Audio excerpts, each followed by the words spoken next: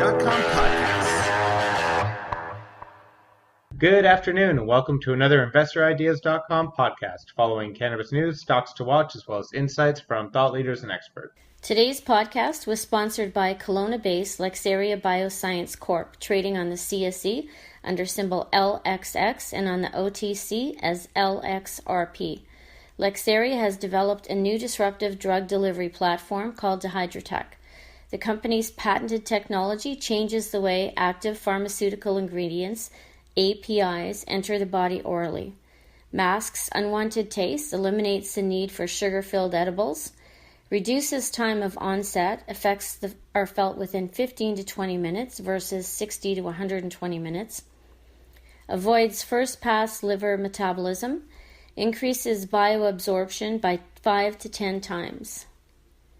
The company's Dihydrotech technology is patented protected for multiple APIs, including CBDs, THC, non-steroidal anti-inflammatory drugs such as ibuprofen, nicotine, and fat-soluble vitamins. Learn more about Lexaria at www.lexariabiosciences.com. Today we'll be finishing our two-part interview with K. Lance Anderson, where we'll be discussing the different patent laws as well as intellectual property laws facing the cannabis market today, and his thoughts on the state-by-state versus federal legislation. Not changing it at a federal level, it almost puts a, I would say, a cap or a glass ceiling on sort of the market, just because there's so much regulations then that everyone has to go through transferring from state to state. So it makes it difficult for a company to expand to a certain level or to get to a certain element of funding. I would agree. And I also think that, there are limitations in how, based on your point, there are limitations on how a company can take advantage of international opportunity on a global basis when it's under that glass ceiling. And so I think you're right, and I think the amount of, I'm a lawyer, right? So from the legal perspective, the amount of effort it takes to go, especially in, some states, it's overwhelming. And it's perhaps meant to be that way, but, once this all kind of falls into place and everyone is, watching an industry reach a new level of maturity, to have that level of detail required for compliance is always going to be a burden, and I think it'll continue to hold back U.S. companies that are operating in that way. What would you say are some of the positive outlooks you're seeing in the industry so far as regulations and the legal aspect of getting a company from, let's say, start to middle growth? What are you seeing? Is there massive innovations that are taking place, and what are some examples that you can sort of note? Well, I like to think about drug delivery. Okay, so the introduction of platforms for delivering drugs into the market have caused a lot of these small to medium-sized companies to affiliate with some of those platforms. So they're bringing in scientists that have been in the pharmaceutical industry, or they're affiliating with companies that have drug delivery platforms to maybe peel off an application for cannabis products. And what you're seeing there is, so think about the cannabis product as an edible, all right?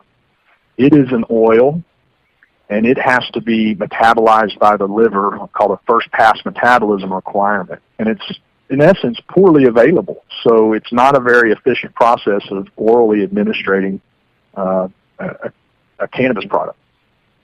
So what you're seeing are innovations to address that. Maybe it's more efficient uptake, so higher bioavailability. Maybe it's stability.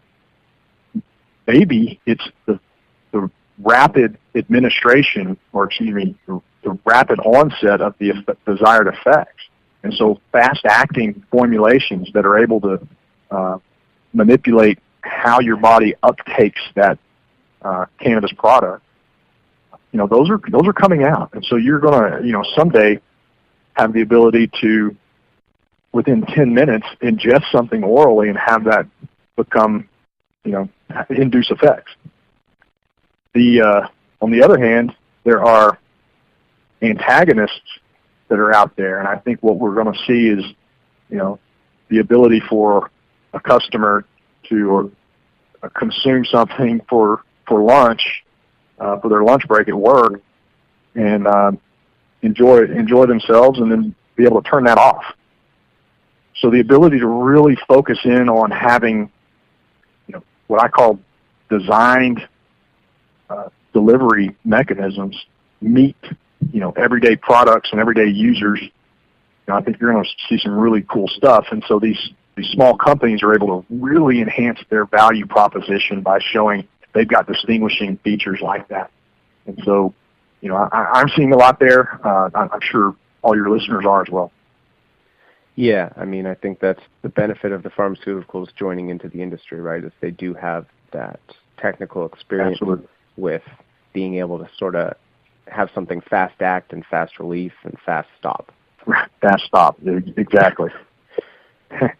And so, and not to mention, now remember, I have a genetics background, and I was involved in the plant breeding industry. I think we're only scratching the surface of the potential of this plant. It is a very workable plant. It is easy to manipulate. And I'm not talking about genetic manipulation necessarily, but there are ways to have traits enhanced. And some of those traits may involve upregulating the expression of some of these cannabinoids that are less available. Like it may take a whole field to bring the amount of CBG to the table to make a dose. Well, what if we, focused on the germplasm that's being involved, and this could be at the medicinal level in particular. I think there's great application there.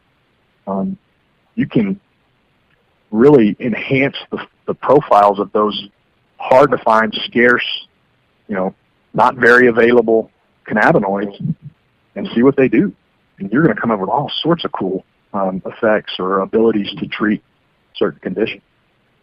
So, with regard to that, genetics. Yeah, with regard to, I guess, the plant manipulation, I know strains are, they're a very valued commodity in that industry. The potency of your strain, the growth rate of it and everything. As far as the actual, I guess it'd be the intellectual property rights or the patenting of a strain, how does that work, and how are you seeing that? Is that a big issue for people of sort of maintaining their strain individuality where no one else can sort of copy it? Well, now you're getting into the great conversation, and that is, freedom and access to diversity and germplasm. And then on the other side, protection of someone's innovation, right? And so I don't want to politicize the whole thing, but there are certain rights that a breeder will have, breeder's rights. And so there are tools like a plant patent, for example, which protects against the asexual propagation of the claimed variety. All right? So they can be utilized if there are new varieties, or as the cannabis industry calls it, as new strains, right, which should apply to bacteria and yeast and not plants. Plants are cultivars or varieties. But new varieties that are developed may have really cool profiles, right, that have uses. And I think you see the opportunity for breeders' rights, such as plant patents, to be taken advantage of. But that doesn't necessarily mean you won't have access to those innovative new lines. I think what it does mean is that there's some reasonable amount of protection from others asexually propagating that plant. And so it may position a lot of these breeders to benefit for a while. But at the end of the day, can you go and protect the genetics of the cannabis plant from the context of certain traits? That's going to be hard to do, and I think the efforts of the open movement, the open innovation, the open access movement, there are various groups wanting to make sure and sequence and release, certain genomes. That will have put a little cushion between the innovators and the protections they should be or ultimately will be able to take advantage of.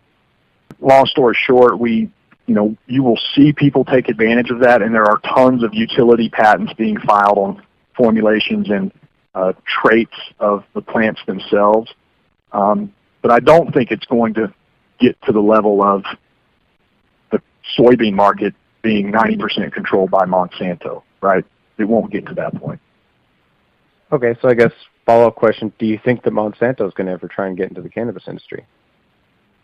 It's weird. I have a lot of history with the agricultural industry, and it's really interesting. I think you're seeing more reception from the pharmaceutical companies than you are the agricultural companies.